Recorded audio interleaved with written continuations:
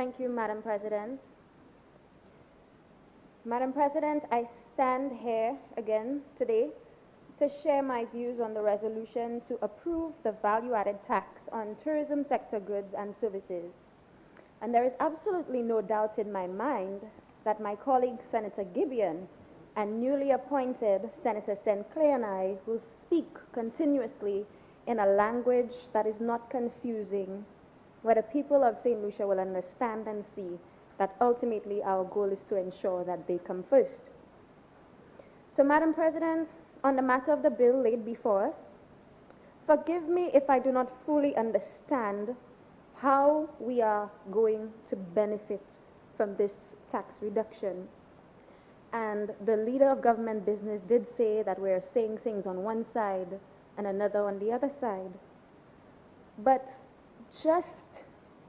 just right now, we are seeing that in the same breath, the leadership of this government is saying one thing where it speaks about economic relief for people of St. Lucia, and at the same time, offering incentives that are inconsistent with the needs of the people in these trying times. Madam President, we are, as I have mentioned, in a time where people are scared to travel. Major markets have closed off their borders. We have no cruise ship in ports, and our tourism arrivals are down by over 90% compared to this time last year.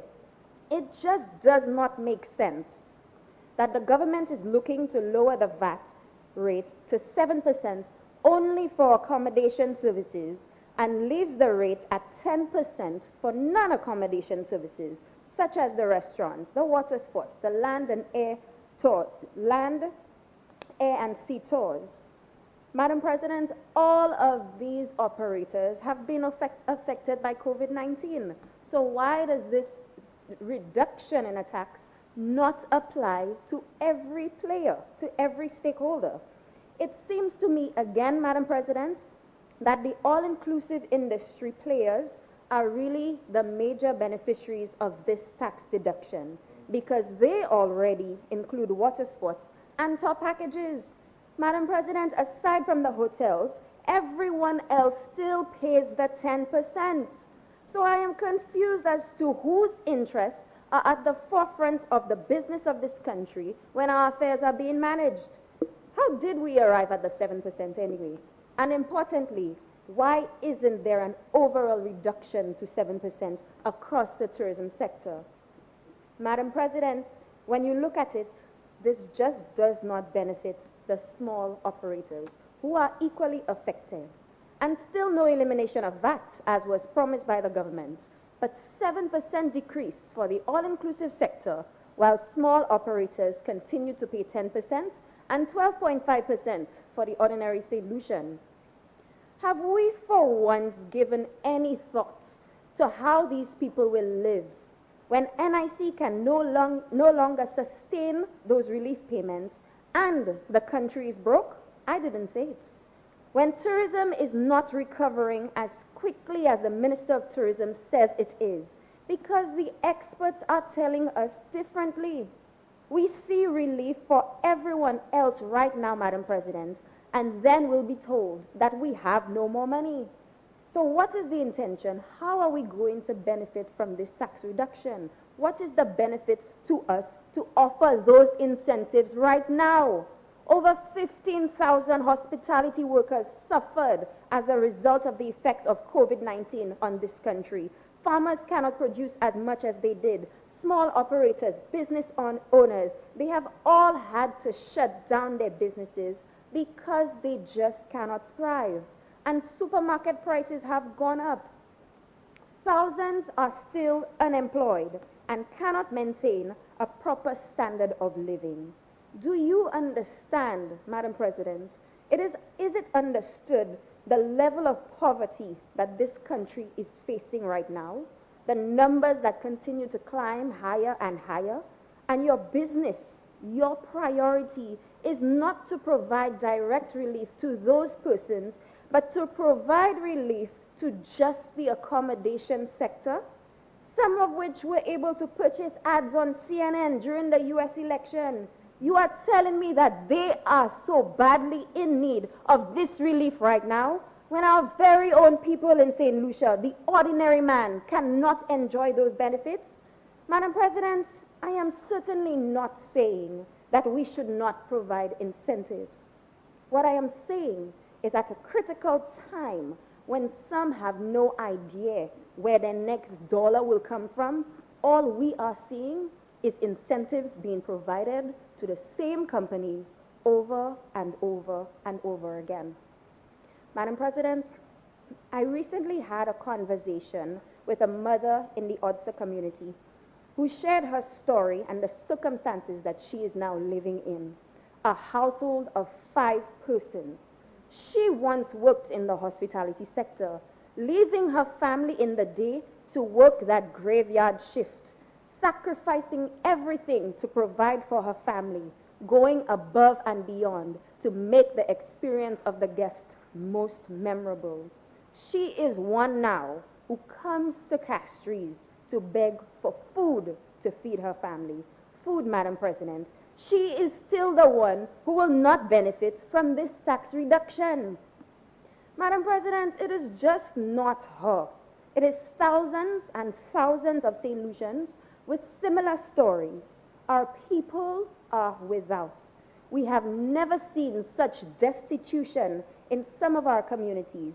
And the Prime Minister will attempt to make a distinction between the UWP and the SLP, that his government is one of ambition and foresight. We want to engage in partisan politics in a time when the lives of the most vulnerable are affected.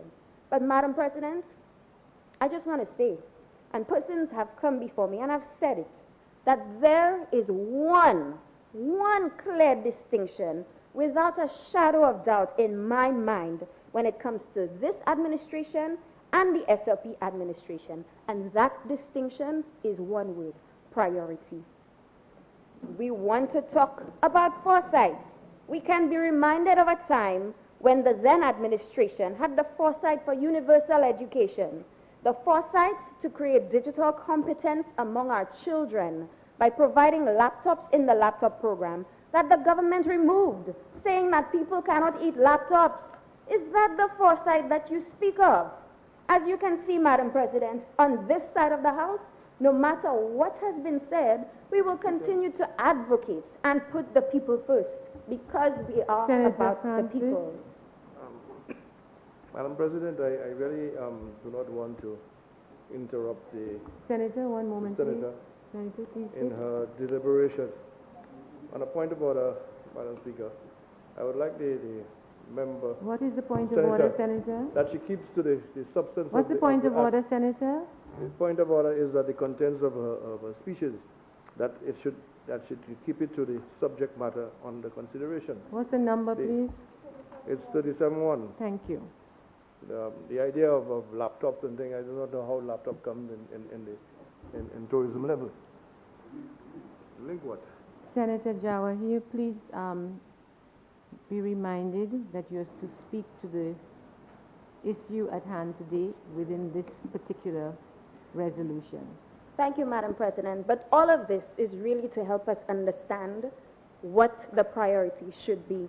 So, Madam President, this tax reduction, as I said, really benefits the all-inclusive sector, because what they can do now is market their products with room, food and beverage, tours and excursions, and lower their rates, already limiting the need for guests to venture to other service sectors that are not all-inclusive, giving the small man, as usual, the shorter end of the stick.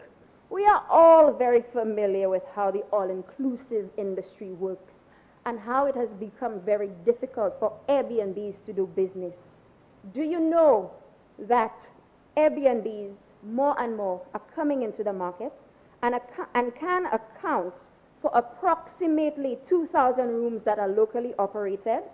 Then you have to ask yourself, all this all-inclusive money, contrary to the indigenous ownership of the smaller properties, does the revenue garnered from it really stay in this country?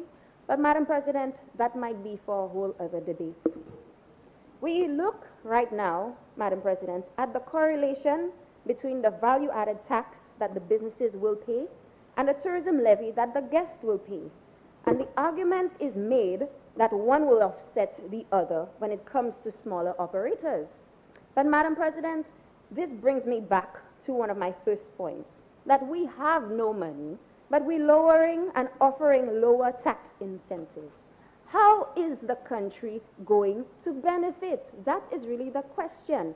Our debt is rising. We're seeing more and more borrowing with each sitting. We are not focusing on the revenue that we can possibly generate from an alternative that I would like to recommend, which will be fair across the board and ensures that the government makes more while still being able to offer those incentives to not just one player, but all players.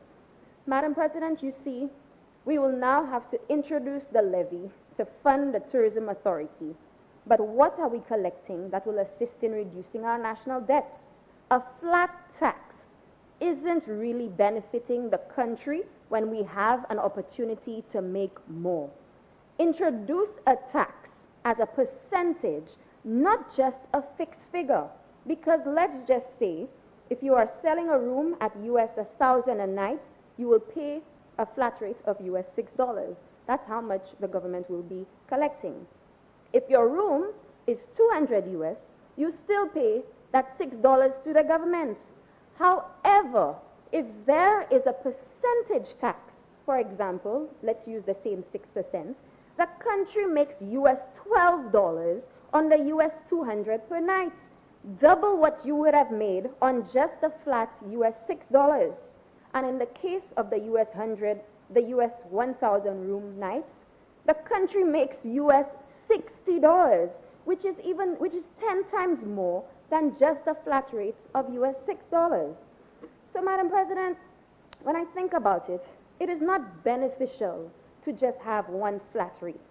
And I make this suggestion to the government to make more fiscally sustainable decisions that will not restrict us from the opportunity to gain revenue, and be reminded that it is our country, our people, and our economic stability and sustainability that should come first and not the other way around.